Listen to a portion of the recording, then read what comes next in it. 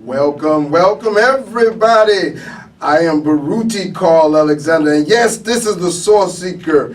This is the Sourceseeker Hour on Afro Vibes Radio, the #1 internet station in the world. And let me say, yes, it is not easy. A little theme music that we have a little bit. Yes, again, I am Barutti Carl Alexander, and yes, I'm the Sourceseeker. And this is the Sourceseeker Hour on Afro Vibes Radio, the #1 internet station in the world. I am your host, and this is, again, the Sourceseeker Hour. And let me explain what a Sourceseeker is. A Sourceseeker is one who has to express the stirring of their soul in whatever form it is available.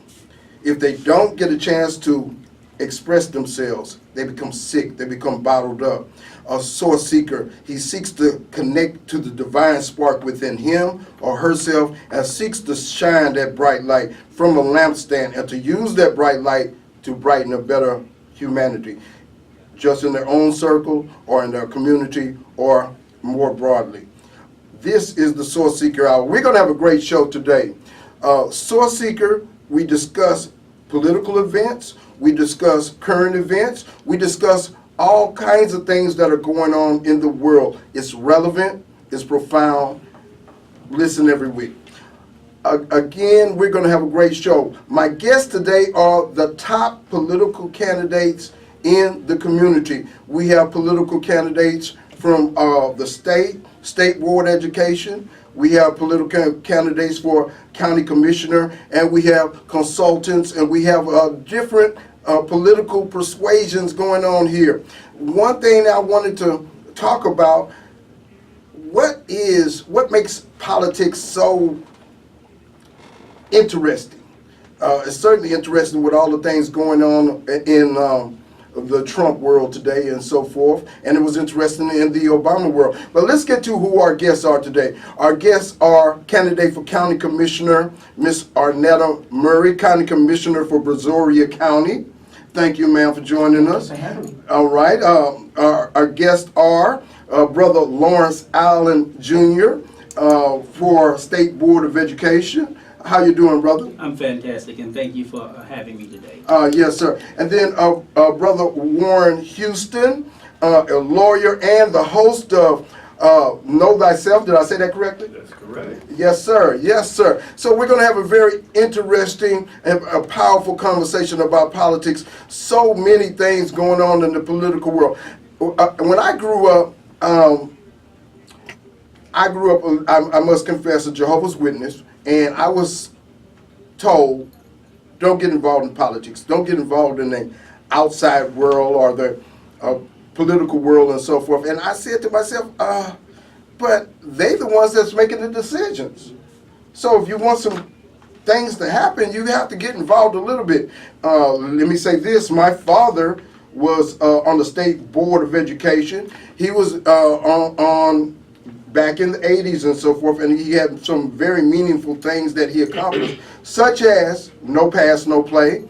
A lot of people held that against him, but he didn't care. He thought that was very, very important and so forth. My father was the Honorable Raymond Alexander, and I somewhat follow in his footsteps. But I learned that politics and education are very, very important things, and you must get in it. You must pay attention to it, or you'll let it control you, or you'll let it have impact over your life. So this is the realm of discussion that we are going to cross apart. We are going to talk about many things in the political world. I want to say this. There's so many different labels: Democrat, Republican, right, left, hardliner, appeaser, so many different kinds of labels: conservative, liberal. What does that all mean? Does that have a meaning for our communities, our small circles, or are these people just trying to, become important upon those names and so forth? But we're going to get into that. I want to know what that meaning of those particular terms has as far as the significance in my life and my circle's life. Okay, we're going to get into it, and I first want to ask the question, in the political realm, in education, the biggest thing going on now is the school shootings. That's one of the biggest things. I saw something that I thought was very profound, trying to figure it out. Our last show, we talked about those things. But if we had a fence, and then at the end of that fence, you know how they have it in the prison, and now a lot of people say we shouldn't have that environment for our kids, but I'd rather my kids be safe than have a better quote-unquote environment. Ms. Murray, what do you say about that kind of idea? Basically, I don't think that a fence is warranted. I don't think it's needed. Now, do I think that we need to have some metal detectors? Yes, but a fence, no. We need to, I think, educate our teachers, not with guns. We don't need to use guns because they want to give us guns. I don't want that. But we do need to make sure that we're protecting ourselves. How? Personally, I think we should have retired military veterans coming in, as well as having some type of metal detector that allows us to ensure that kids coming in are being, patted down, if you will. But I don't think we should have a fence. No, I don't agree with that at all. From my perspective, as I said, I'm more concerned about the safety as opposed to, because there are so many different mindsets. In those schools that these events have happened, these were rich schools. Absolutely. They were rich schools, so if they could happen in that school, they can happen in many different kinds of situations. Brother Warren, what you say about that? I don't have a problem with the guns, and the reason's being said that we have to remember what the Bill of Rights was for. The Second Amendment, which allows American citizens to carry guns, was placed in the Bill of Rights to protect the citizens from the government, and that's what we have to realize. So in education, a school is a place of education, of training for our children, and so when you leave those doors open for anyone to walk in and there's no one there armed to straighten the situation out, then you can get a massacre, total chaos. So should there be some type of evaluation on the teachers that are carrying a gun to make sure that they're mentally sound? That I believe. But as far as having guns in the school, the teachers having guns, I have no issue with that. We have people with guns on the street all day, every day. Yes. My firm position on this is I see the possibility of a fence being okay. I'm back on the fence. I'm back on the fence. Well, brother, it's not a physical thing. This is a mental thing. And so you can put all the and so how are you going to totally guard against a mental thing? It's like my grandmother used to tell us. They grew up in the country. When they grew up, they left their doors open at night. They could go to sleep, and it's because it's the mentality of the people around that they felt safe. Because why? Everybody knows everybody. Nobody's going to come here and take anything from me. So the mentality, the fence is not changing the mindset. We have to change the mindset through education. Fence is not going to help, because a door is only for honest people. That's what I was taught when I grew up.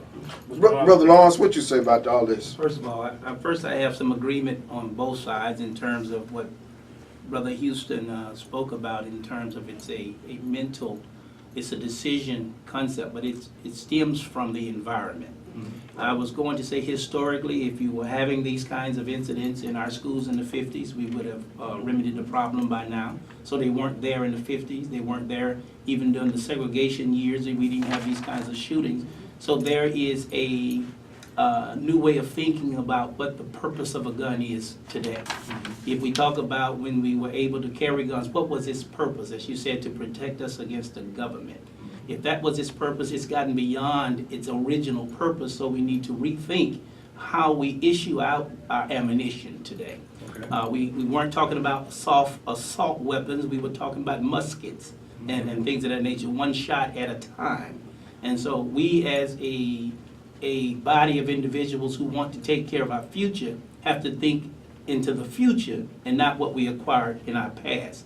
Using our past as a base, but recognizing that the mindset of our citizens today, via the information that comes in through music, television, is creating a much more violent, retaliatory kind of society. So we need to think about that, not just throw it out because of the rights we have, but think about safety first over the rights. The fence, as I will go back to Brother Alexander, every black school when I grew up had a fence around it, including barbed wire. But it was not to keep out a shooter, it was to keep you out of the cafeteria from stealing the food over the weekend. So two totally different purposes. So when I served as principal, they asked me to take the barbed wire down off the fence because it looked like a penitentiary versus an institution of higher learning. And I disagreed for a while because I was thinking about keeping people out. But I realized after we took the barbed wire down, we didn't have an incident with somebody coming over the fence to do something to the school. So the fence was always a deterrent in the community. And it's not the answer to the present day situation. I'm more in line with Ms. Murray as it talks about what can we do inside the building. As we enter the building, we've already increased our security by using video cameras. We've already increased our security by having police departments in school districts that did not have police. They had maybe one security guard when we were in school. So we recognize that somebody has to be on that campus that can stop a perpetrator that is dangerous. So I'm leaning towards an understanding of an official on that campus that would have that assignment, but I wouldn't give it wholeheartedly to somebody who certified themselves somewhere and say, okay, now you can do whatever you will to protect your life. I think we have to have some structure in place. But I do agree that we need to come sit down and think and make good decisions. But you all are all talking about a rational world where, you know, step by step, everything goes according to plan. Most of these incidents have happened because somebody devolved to a certain mental state of craziness. To a certain extent, there's, in a rational situation, it would not have helped, in my opinion. Let me finish. So my bottom line is, in the way things are going, the public school system will probably not be here in, let's have about 5 or 6 more school shootings. The public school system is going to be changed to a private school system or a home school system if we don't do something that is going to more secure our students, because people are not going to put up with this kind of stuff too much. Teachers are not going to put up with it too much. So I don't take the rational claim as much.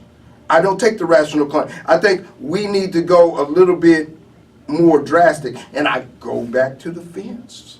I do go back to the fence. But I also say, why do we have to have assault weapons? Why does it have to be legal? You know, I can see so many different things happening in the school from arming teachers and so forth. But I do say this, if I was one of those teachers that, you know, somebody came in on, I would like to have a way to defend myself. So, I mean, the argument is that teachers are, you know, we're not stable enough. We're just as stable as anybody else. Yeah, we're just as stable as any. Well, there's crazy police officers. There's crazy people in the military. So, I mean, we're just as stable as anybody else in that kind of situation. Now, the whole thing is that we wish it didn't come to that. But if we're going to have an environment where we think it's going to be a rational environment, we got to have an irrational circumstances in there. Yes, ma'am. But we know that let's be real. Okay, let's be real. We have these young kids having access to guns.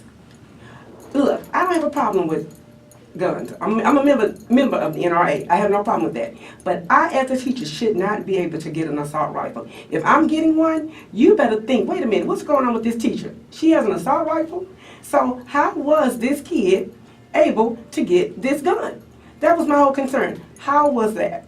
In that situation, that was a crazy situation that the people he stayed with gave it to him and let him parade around with it. So, you know, that was, like I say, you have circumstances that are not rational. And I understand, you And got. you got to plan for those non-rational circumstances. And how do you plan that? You already have mechanisms in place to ensure that if someone is crazy, is coming on campus, you have everything ready for that. You got to have the proper infrastructure. That's just the bottom line.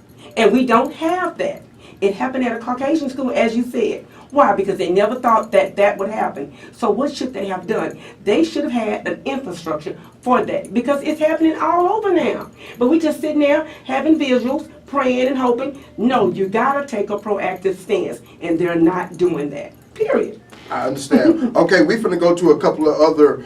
Do you have a final point on that, Brother Lawrence? Yes, sir. I want you talked about the word irrational. Yes, I did. And in your home, in anything you do in life, you don't make decisions through fear. You don't make decisions through fear. Even though we think this is an epidemic, in Texas alone, we have 1,285 school districts. How many of those districts have experienced this kind of incident? Absolutely. Very few. So we're not in the state of emergency, but we are recognizing that children are growing up with mental trauma. Yes. So we have to get to the root of the situation, which is back to what Brother Houston said. How do we think? When we approached the school years ago, you approached it with reverence, recognizing that this was the pathway to your future. Now, it's not going to stop a person who is deranged, so we do put in the metal detectors. We do put people on campus who are armed and equipped to handle those kinds of situations, but we don't turn the institution into a situation where we're peering out of the window all day wondering if somebody's coming. Yes. We're here to teach, we're here to learn, we're here to be in a safe environment, we're here to explore, but we don't make decisions out of fear, we make them out of our intelligence. Okay, Brother Warren, we're going to have one more comment on that. Then we're going to go to something else as far as dealing with politics and policy and different things. Yes, sir. Well, again, it goes back to, I'm surprised how well we are agreeing up in here. I think because we was on this side of the fence, we was going to be, but nevertheless, I'm agreeing with a lot of points that I'm hearing. Basically, it comes back to, and you just inject some spiritual wisdom into that, brother, which me and you on the same level. There are 7 principles, 7 laws of nature, which I discussed in my class, the People's Law Study Group, in which I teach legal, teach law. And the first thing I teach is natural law before we get all off into the judicial system, because what I want people to understand is this. If you don't know these laws that exist in the universe, you are violating them, and when you violate them, if you don't discipline yourself, then someone else will discipline you for you.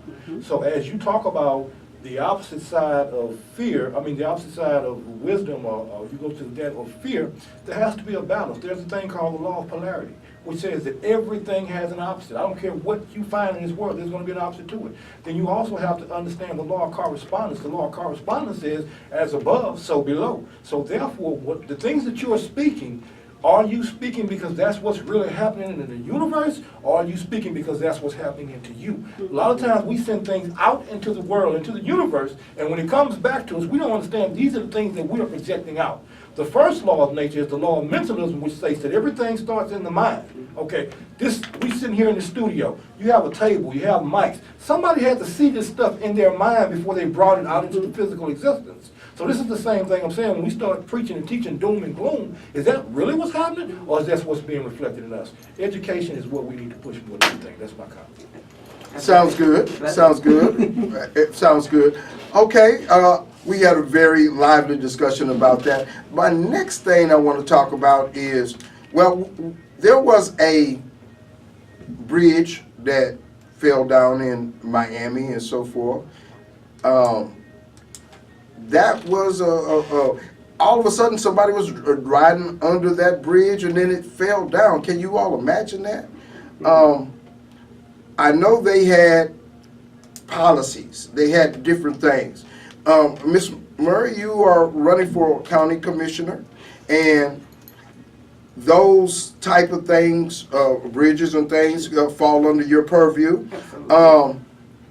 What would be the process, and if something like that happened here, what would would go down? Well, hopefully, what we would do is to make sure that our bridges and our freeways infrastructure are up to par. We would have to check to see about, when it was built and all of those different elements. And then ensure that we are keeping up or upkeeping those bridges as well. So Can you go into more of what the county commissioner covers, and I know you're Brazoria County. Can you tell us what that covers and how somebody could come to you for assistance? Basically, the county commissioners, we're just making, it's really about money, how we, policy allocating money in the different areas in which we're governed. We issue bonds, we do all of that. But basically, they would probably come to a meeting and let us know, hey, we're having some issues, I'm just gonna say, with my drainage. So we would, of course, get someone to verify it. We see that it's an issue, then we give the appropriate monies through our contractors, and they go fix it. And that's basically what we do. So it's about allocation of money, making sure that our constituents are getting what they have asked for. And in Brazoria County, you did not have an opponent for the primary? I didn't have an opponent for the primary, but I do have an opponent for the general election. Okay, I won't ask you to mention who that particular person is. I wasn't. That's going to be November the 6th. November the 6th. Miss Arnetta Murray will be on the ballot. The first African American woman, excited. Okay, say it again. The first African American woman in Brazoria County running for that position. I'm so excited. That sounds great. We give her a hand. Okay, one question I want to ask also is, with all the difficulty with Democrat, Republican, at one time I was thinking about running on the Reform Party, then I changed my mind. What do you all think about, will there be another party, or will there be multiple parties? I heard John Kasich, for you all who may know who that is, he's the governor of Ohio. He's going to probably run for president this particular year. He ran for president this past year against Trump, but he got out real quick. He said that he's going to push for more than two parties. Brother Warren, what you think about that? Well, there's always a possibility, because the two parties we have now will burst out other parties. Sure.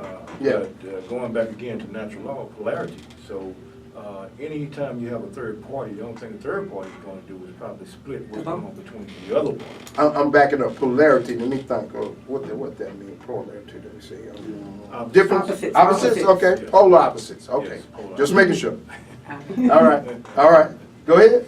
So yeah, I mean, it's always possible that another party may emerge, and that things may, because the only thing that is inevitable is change. Sure. And so we do change throughout time and history, but the foundation, the base, in my opinion, always stays the same. Now, if my history is correct, President Lincoln back in 1860 was a Republican. Yes. And the Republican Party was the party before Kennedy that basically blacks looked to at that time. The first person to run as a Republican was John C. Fremont. Okay. He ran as a Republican. He lost. That was in New York, wasn't it? Or that was for president? Yes. Okay. All right. Go ahead. The Republican Party was created out of abolitionists. It was created to stop slavery. Okay. And so the next person to run would be Abraham Lincoln. And he would win, he would go on from there, and of course the Civil War and things of that nature to stop slavery began to be pushed into existence. And of course from that we had the 13th, 14th, and 15th Amendment, which basically abolished slavery and gave African Americans the right to vote and things of that nature. And somewhere along the line, the kind of the label, the designation, and who basically believes in Republicans and who believes in Democrats. Because I remember, according to history, Democrats were more of considered against. The Democrats is the party of the KKK. Yes, And, I didn't want to Jim say it Crow. like that. Well, it is Okay. what it is, it's facts. Yeah. I mean, it's not nothing that I'm Mhm. just making up, it is what it is. Okay, well, we're going to have more discussion about our history of political parties and more discussion about the future of our political races here in Houston and here in Texas. We're on the Sourceseeker Hour on Afro Vibes Radio, the #1 station, internet station in the world. We'll be right back. Thank you. Welcome back everybody. We're on the Sourceseeker Hour on Afro Vibes Radio, #1 internet station in the world. We're talking with political candidates and consultants, and we're talking about things happening in the political world.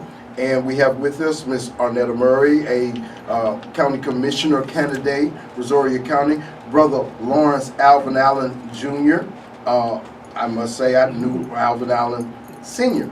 Also, Brother Warren Houston from Know Thyself Radio and lawyer and so forth. And we're having a very, very interesting conversation. We were just talking about some of the history. And I wanted to go back to, okay, somewhere along the way things change. And I was talking about also third parties. There was a third party that happened, I believe, in the early 60s, where George Wallace was a part of that third party. And around that time, late 50s, early 60s, is when, well, President Kennedy was a Democrat, and that's when a lot of African American people switched over to the Democratic Party, because before that time, no? Come back and tell me. That's what a lot of people actually think. Okay, But the switch went back further than that. It goes back to Roosevelt.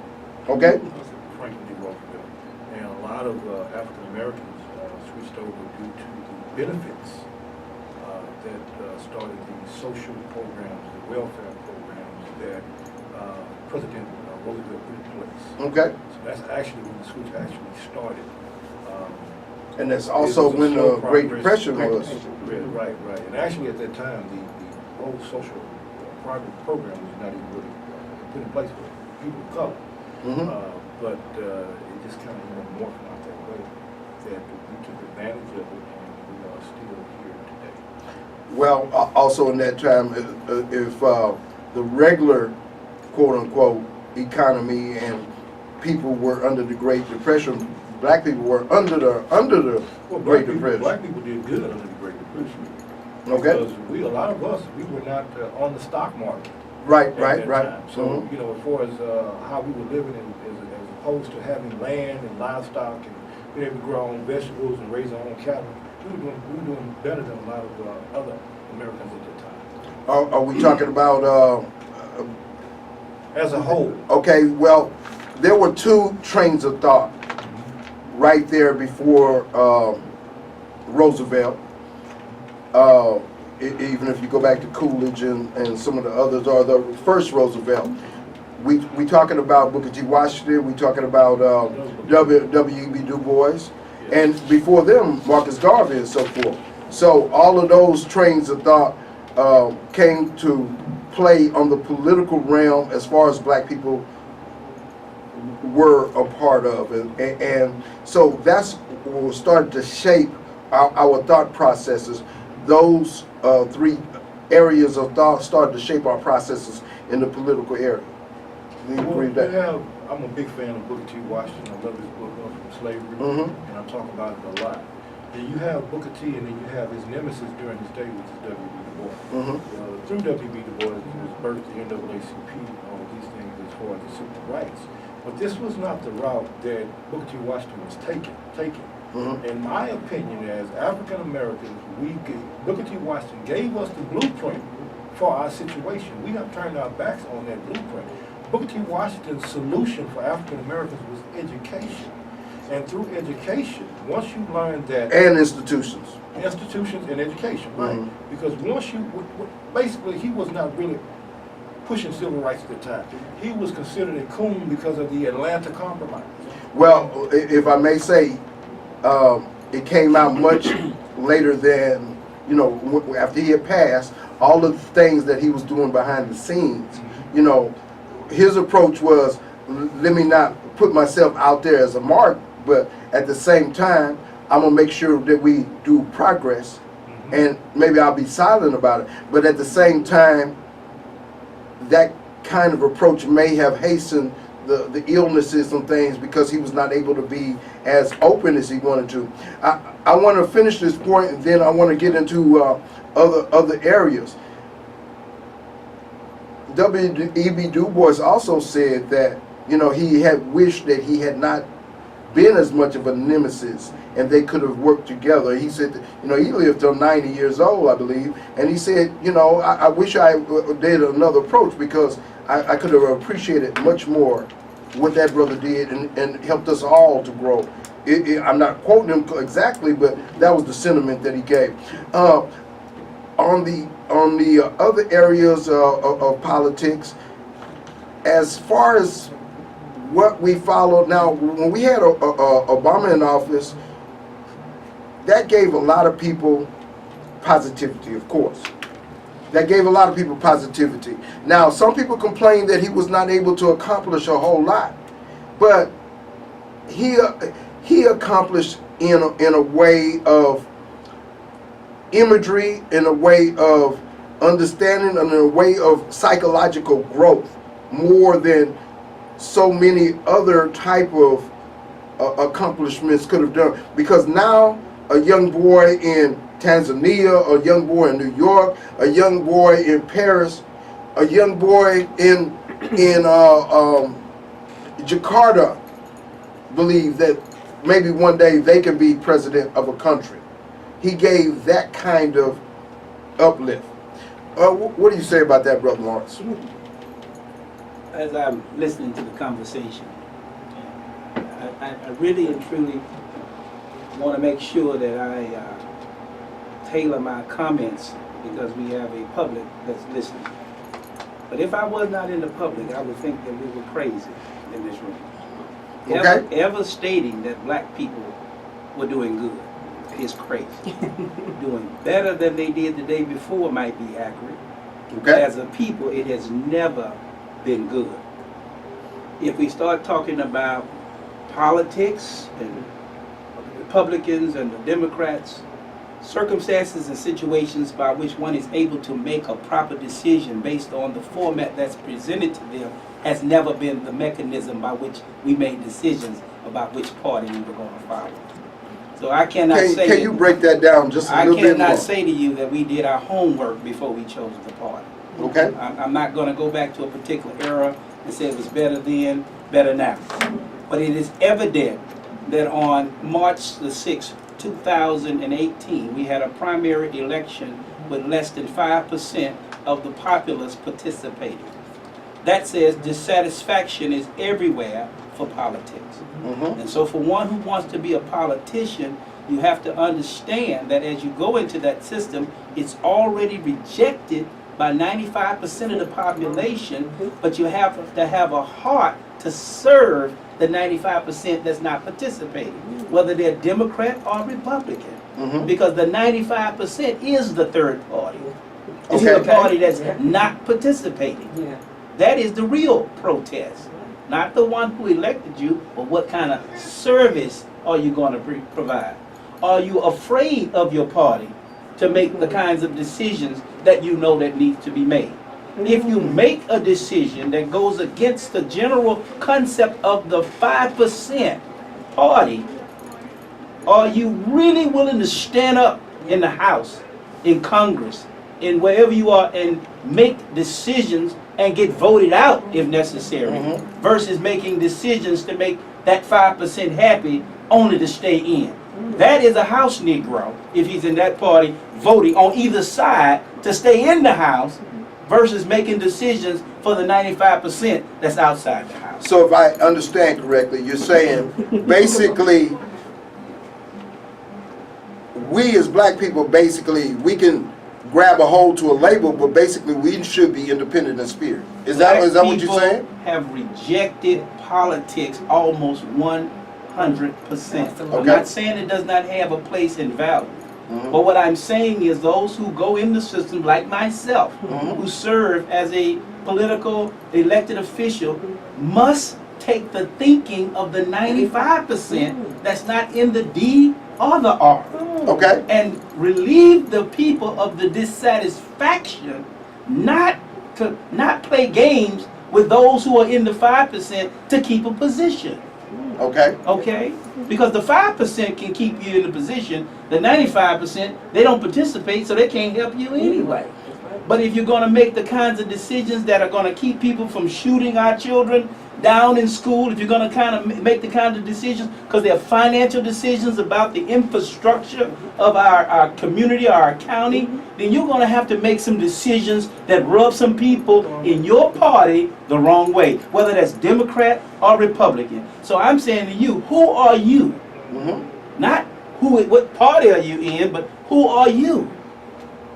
Well, me personally, I'm of a small community of basically the circle, Barutti Carl Alexander circle, so that me and my family will be best taken care of. Now, I can be a Democrat or I can be a Republican, but the most important thing is I believe I'm for the progress of my people, my race, and my loved ones. And I think if we start in that particular circle, then we can all progress.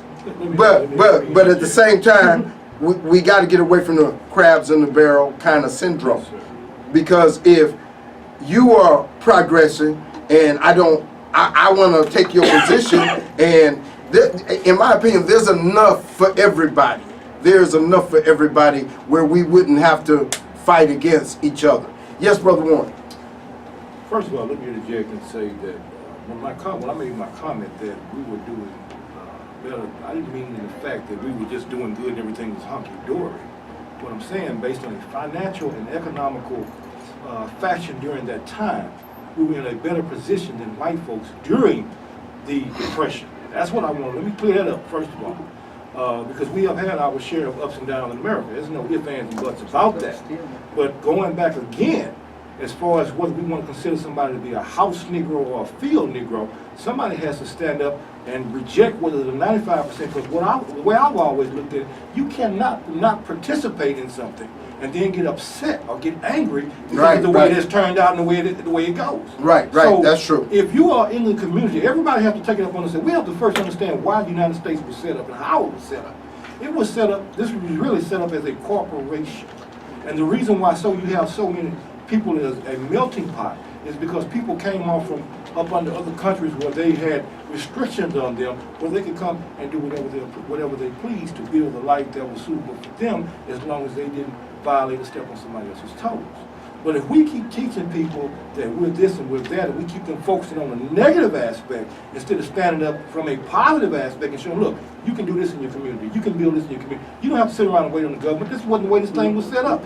The definition of employer and employee, we're talking about seeking jobs. I'm telling about people about building communities and building and creating jobs. Because when you look at the definition of employee and employer, the definition itself is master-servant. An employee is a servant, which is equal to a slave. Who gets taxed the hardest? The employee.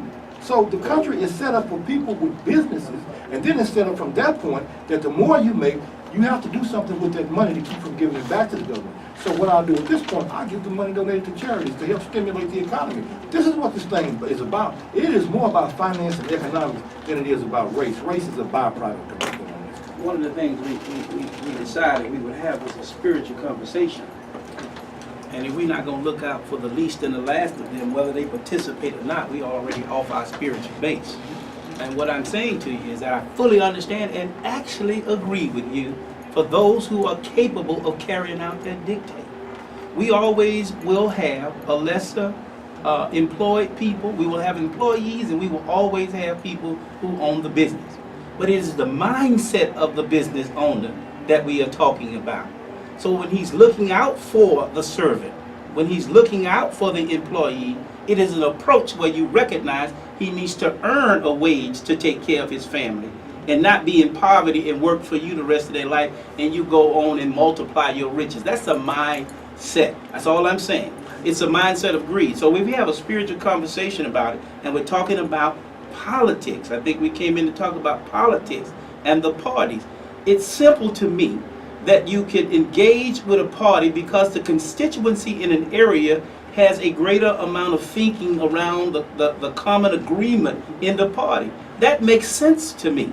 That makes sense to me. But you still must be an individual inside the party that recognizes that you have a higher power to answer to. That's all I'm saying. And as black people, we recognize we actually answer to the higher power first, whether I'm voted in or whether I'm voted out. That's all I'm saying. Most definitely. I just want to say that this has to be a conversation bigger than just politics, because of course politics covers every area of our life. Somebody has to vote for that. Somebody has to, man that particular position and so forth. So it's a much bigger thing, and especially in our communities, it's a bigger thing, because we have more needs. We have more people to look up to help us, and so forth. Also, I want to say this. It has been said that black people in America have maybe the 8th largest economy in the world. Have we heard that? Have y'all heard that? 1.3 trillion? Yes. So we have so much resources, so much capability. I mean, what if 3 or 4 multi-billion-dollar basketball players just wanted to start a corporation? What if LeBron James wanted to run for governor of Ohio and, utilize his resources, his connections, and so forth? So there is so much potential. Now, politics is a vehicle that we have that works within their system. And of course, Obama has proven that we have the capability to get to the highest level in that particular realm. So it is a vehicle, but it's not the only vehicle. Of course, the number one vehicle for black people has been the ministry. You go back to, of course, Dr. King, Jesse Jackson, Reverend Al Sharpton, so forth, so on. That has been always our number one area of ascension and progress and so forth. Now, in this day and age, those type of things are changing. One, Obama changed it, but also entertainers and different people are starting to become more active. Anybody have any conversation on that? Well, let me say this, as it relates to people of color. My mentor, who's been a practicing attorney in the city for 30 years, he told me something as I got ready to go to law school that I wish today wasn't true. And he told me, he said, now, by the time you finish law school and you get your degree, he said, I want you to be very, very careful with our people and your family. I said, what do you mean? He said, because now you're going to start to look at them like the heathens. And I really didn't understand that until I finished. And why is that? Let's go back to the thing of polarity. Opposites. You have intellect. What's the opposite of intellect? Emotions. Energy and emotion. Most of our people are emotional people. We just react. We haven't sit down and think about it. We haven't sit down and use our logic. We just react to a situation. We haven't done our research. And so this is why education is important. That if we can bring our people into balance through education, that's why I was in the community teaching law. Mm-hmm. And then but the hard fact of dealing with that is some of the same people that you're trying to educate, because they're reacting on a emotional aspect, don't always understand. And so there comes a problem, because you're trying to get them to see things from an intellectual aspect, from a logical. You got to think. Then if you want to talk about the spiritual aspect, in the book of Genesis, the first thing God did, he began to speak. Okay? And that confirmed in the book of John. He said, in the beginning was the Word, and the Word was with God, and the Word was God. So that goes back to intellect. The things that we see in the book of Genesis was first Genesis 1 and 2. Genesis 1 deals with the creation. By the way, I used to be a minister as well. It deals with the creation. And chapter 2, I would always read that back and then. I'm like, well, why is it repeating the same thing in chapter 2 and repeating in chapter 1? But what I learned was that in chapter 1, it deals with the creation, it deals with the mind. chapter 2 deals with the formation actually coming to the physical. So we have to bring it to balance. We have to get off our emotional tip, and we have to educate and get people to thinking. And this is what I do not like about certain things in politics, to where I'm for lesser government, because the people should be able to think for themselves. Okay, do we need examples in place? Yes, we need examples in place. But we should allow people to be able to think for themselves, and not that if you don't need me, everything is going to fall and crumble and fall to pieces. I'm not with that, never have been. Okay. I tend to think that we have the ability to cover all areas. Intellect, emotion. Needs to be balanced. Well, certainly. But Anything that's not balanced is extreme. we have somebody that can help us in all particular areas, and if we work as a collective or more of a collective, it'll never be totally where everybody's on the same page. But if we have circles, this circle here strong can help this circle here strong, and a combination of circles can build a better progress. Well, before we go on, I want to go to the political campaigns that we have. Brother Allen, tell us, you are you on the ballot November 6th? Yes, sir. I need one vote on November 6th. I intend to vote for myself. Okay, so you're unopposed. I'm unopposed by the Republican Party in November 6th. Okay, well that's blessing. That's blessing.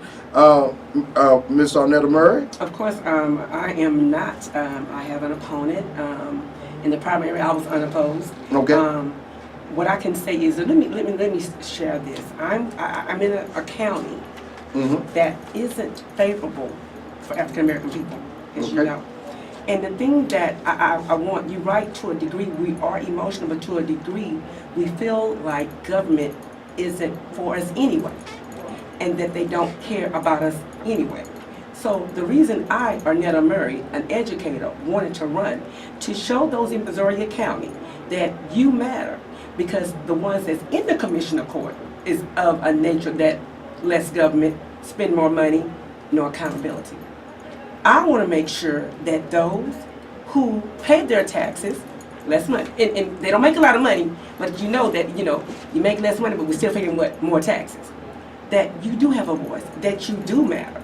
So yes, to a degree, we are emotional, but because of how they did President Obama, let's be honest, he did have an essence of hope, but let's be honest, he was disrespected, he was overlooked, and they did not care about his views. And he wanted to bring a bipartisan element. How do we do that now? How do we change that now? So my focus is, we need to educate our people. We need to, let me be real, at my church, and he knows this, my pastor galvanized behind me because he knew, guess what, somebody from a spiritual point of view is going to speak up, is going to make sure those, whether they're Republican or Democrat, have a voice. But as long as it's what? Of a, I'm sorry, I'm just going to be real, color perspective. So I think that, yeah, to a degree we're emotional, but to a degree we're evolving to know that, guess what, we are researching, we are working, and we got to just get out there and speak up. I'm done. I still say the key is we have so many, we don't need to be just intellectual, we don't need to just be emotional, we are all of those particular things. We have Mr. Dyson who's plotting space and so forth. We have people who are the greatest cooks. We have people who are engineers. We have people across the board. So we just need to get more of those people together and build our little circles and connect our circles, and that is the approach that will help us to grow. Yes, sir. My comment is this, and again, that's why education is important, because Ms. Murray was saying that she wants our people to know that they do have a voice, and that most of our people feel like the government don't care for us. Well, if we go back and look at education, then we know that the Bill of Rights was put in because the founding forefathers didn't trust government either. Absolutely. So whether it be black or white, government is not to be trusted, okay? And so this is one of the things that you start talking about Republicans and Democrats, because Republicans were small government. I just want to interject this. We are a part of government. We are part of the people. So now, that doesn't mean that we have a place always in there, and there were thousands of years or hundreds of years where we didn't have a great opportunity to have a part of. But the way that our Constitution is written, you know, we were able to say, hey, what about us? And so forth. And so eventually we've gotten more and more. But, you know, the statement that we're against government or so forth or so on, I think, you know, we have to find our way. We have to find our circle and to get our piece out of it the best way we can. Finish your comment, Brother Warren. Well, that's, again, education teaches us that once we know the history, then we know how to think or how to feel about certain situations today. Like right now, I understand what government is all about. I don't need the government to love me. No, I'm not here for the government to love me. I am here in a capitalistic society, which gives me the opportunity to pave my own way and be just as progressive as I want to be and shoot for the stars. And if I can educate my community in that same mindset, yes, then it goes back to mindset. Let me interject. Okay, we last comment. I was in Turkey probably 6 years ago. I was with my mother. My mother took sick while we were in Turkey. She was admitted into the hospital in Turkey, taken care of by the finest physicians. She's an elected official. They took very good care of her, and we walked out of that country with the same bill that every citizen in that country would have walked out with, which was zero. Because taking care of the citizens is a zero-line budget item.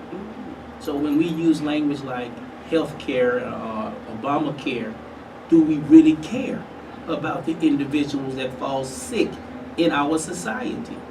So we're talking government, we're talking politics, but I'm talking about, do we care about the people? So when we make decisions, they benefit the people. I will forever take that to heart, that they took care of my mother, and we left there with zero bill because her life mattered, not her circumstance, not her party, not her color, not her religion. Her life mattered to that country to have a doctor in the ambulance. They put a doctor in the ambulance, not a person who's a firefighter with some training, because they recognize that they need that level of expertise on the scene, not once you get there. And that's in every ambulance in Turkey. That's the kind of governmental thinking and systems. We need somebody to say that green means go and red means stop. That doesn't mean you tell me what to do tomorrow in turn to turn my economic portfolio around. There has to be somebody that's going to say we travel 55 or 75, because right now we're doing 95 and about to kill everybody on the highway. Somebody has to make some general decisions about how a society should run. And that's what I want to get back to as we finish here. We have to finish up. I say, you know, that's a beautiful thing, but in our society it has become so individualistic where we have to start with our small circles and grow and connect those circles to have where we care in our circle, and then we can care about the next circle, because those outside the circle may not care. So we got to care about ourselves.